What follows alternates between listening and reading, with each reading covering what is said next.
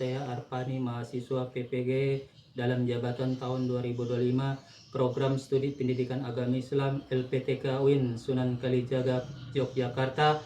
Hari ini saya akan melaksanakan uji kinerja UKM PPG dalam jabatan peserta didik fase A semester 2 dengan judul materi iman kepada Nabi dan Rasul. Selamat menyaksikan.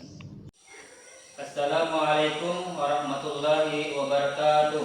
Waalaikumsalam warahmatullahi wabarakatuh. Apa kabar anak-anakku sekalian? Baik. Sebelum kita menginjak materi, mari kita berdoa yang dipimpin oleh ketua kelas. Berdoa. Sebelum belajar kita berdoa bersama-sama. Berdoa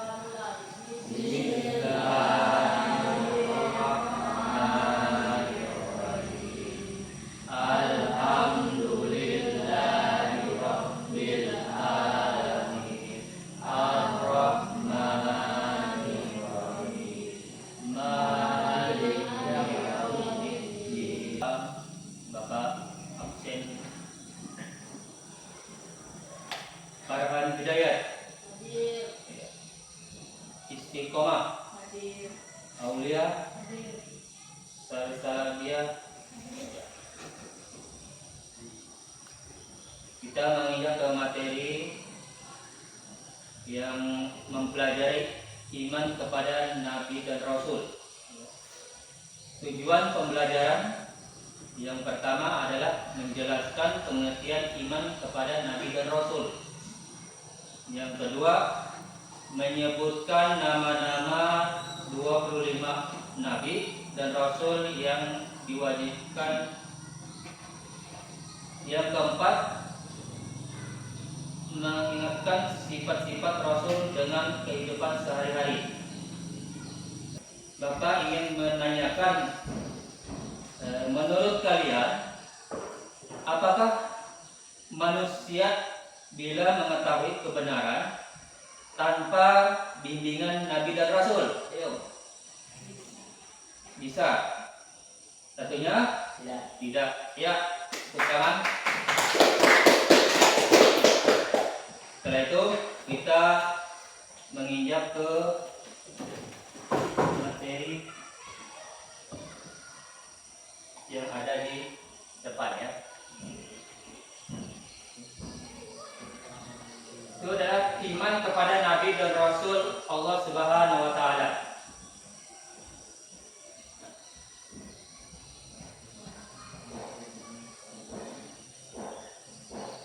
Iman kepada Nabi dan Rasul adalah salah satu rukun iman yang wajib umat Islam untuk meyakini bahwa Allah mengutus Nabi dan Rasulnya untuk menyampaikan wahyu dan petunjuknya kepada umat manusia. Ya. Nah, setelah itu perbedaan Nabi dan Rasul itu adalah Nabi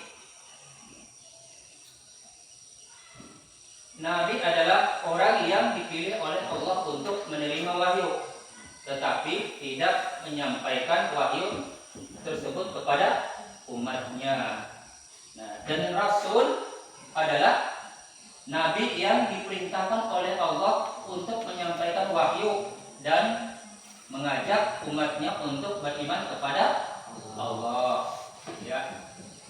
Nah, jumlah Nabi dan Rasul banyak, hanya Allah tahu. Rasul yang wajib diketahui berjumlah 25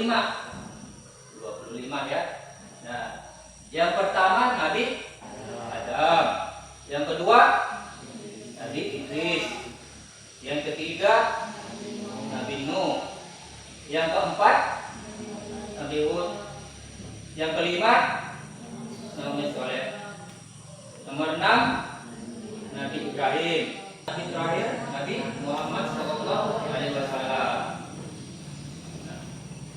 Nabi dan Rasul ulul azmi, yaitu adalah nabi-nabi yang memiliki ketangguhan, kesabaran, dan ketabahan yang luar biasa dalam menghadapi ujian dan tantangan yang sangat berat.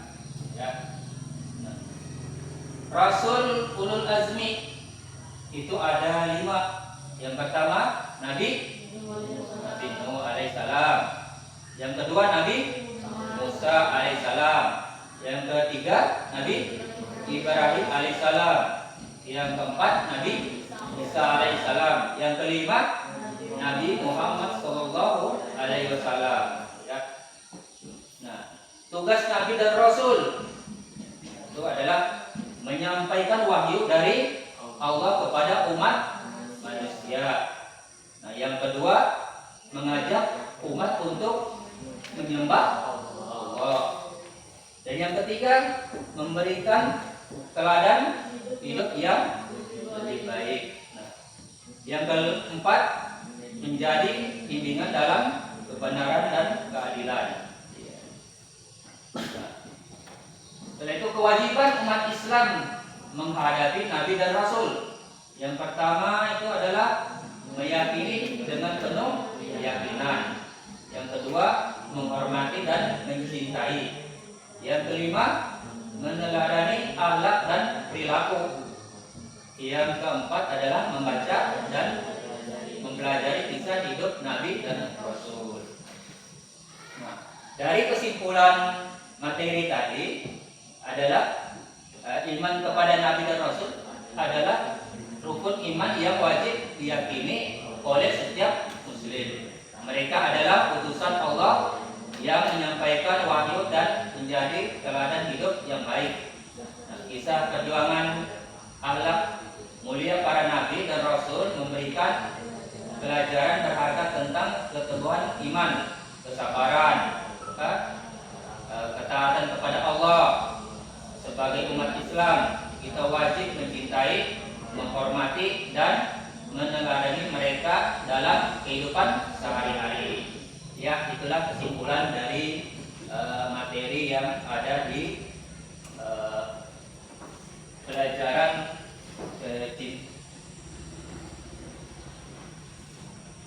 beriman kepada Nabi dan Rasul.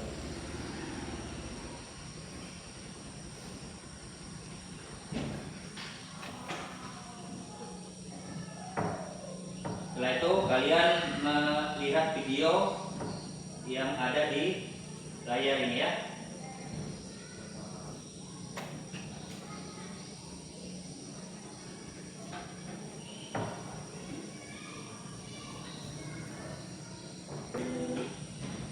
Bapak percepatan ya.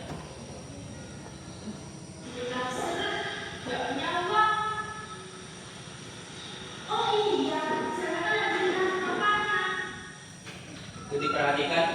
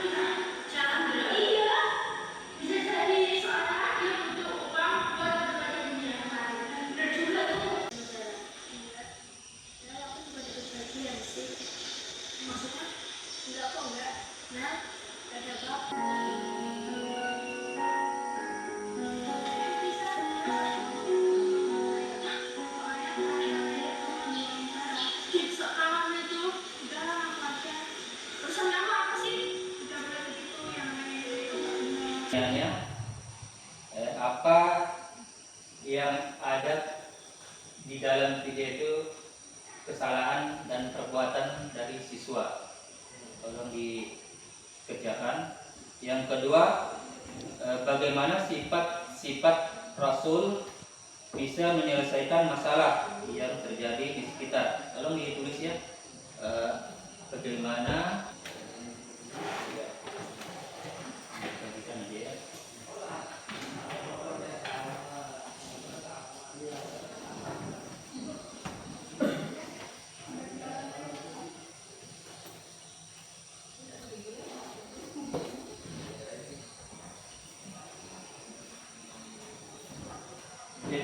Jadi kalian diskusi masalah video ini,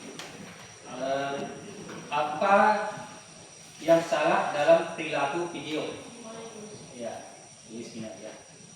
Nah, apa yang salah dalam perilaku di video.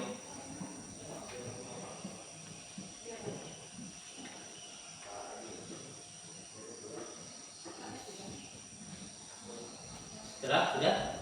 Yang kedua, bagaimana sifat-sifat Rasul bisa menyelesaikan. Tulis. Bagaimana sifat-sifat Rasul bisa menyelesaikan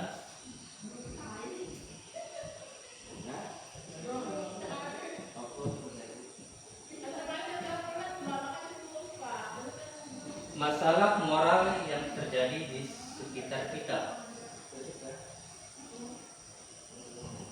Masalah moral yang terjadi di sekitar kita.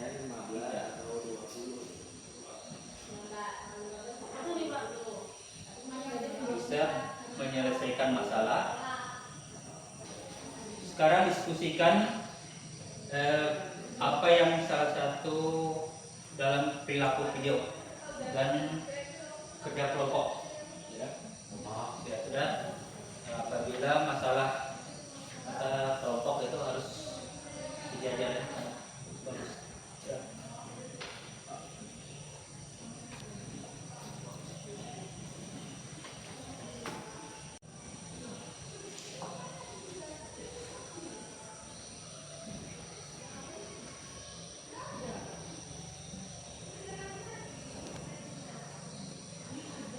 Sudah selesai?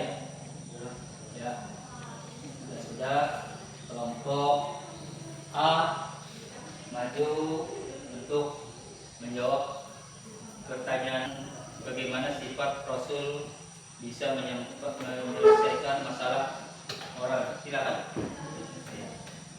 Kelompok B.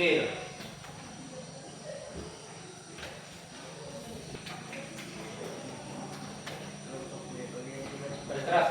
Rasul menjelaskan masalah moral yang terjadi di sekitar kita. Sifat tadi artinya melalui tetapi juga emosional dan sosial sehingga mampu menyelesaikan konflik dengan adil dan solutif. Ya, tepuk tangan. Yang B. Sudah?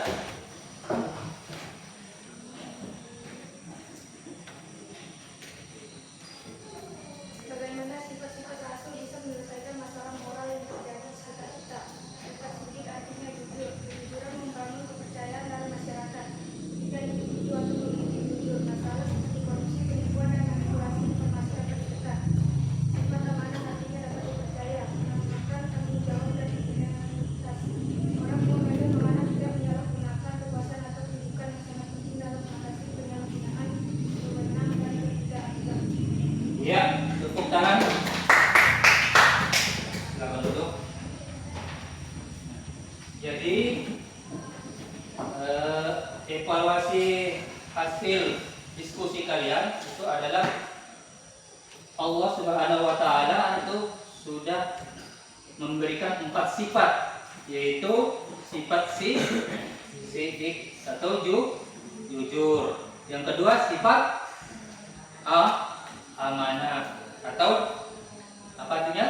Dapat dipercaya. Yang ketiga sifat tabligh atau menyampaikan. Yang keempat sifat apa? Siapa? Tadi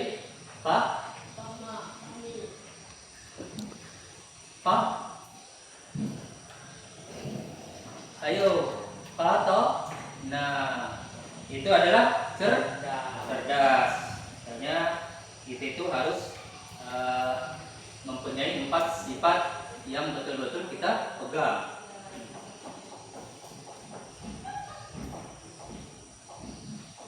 Nah, mungkin itu aja kesimpulan yang Bapak sampaikan kepada kalian, dan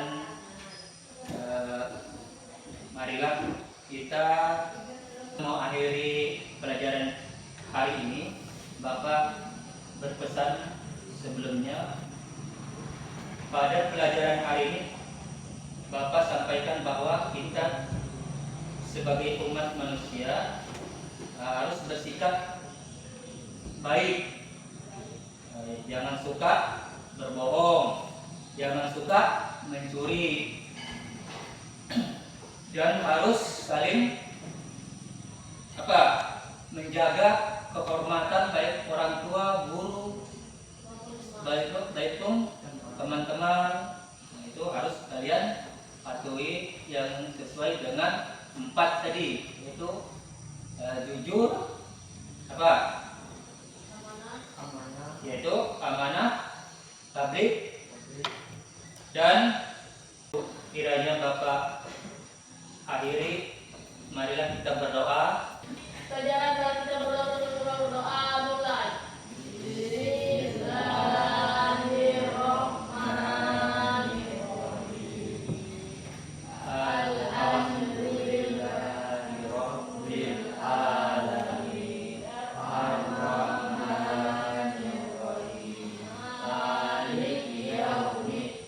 Cukup sekian Bapak akhiri pelajaran hari ini. Ucapkan assalamualaikum warahmatullahi wabarakatuh.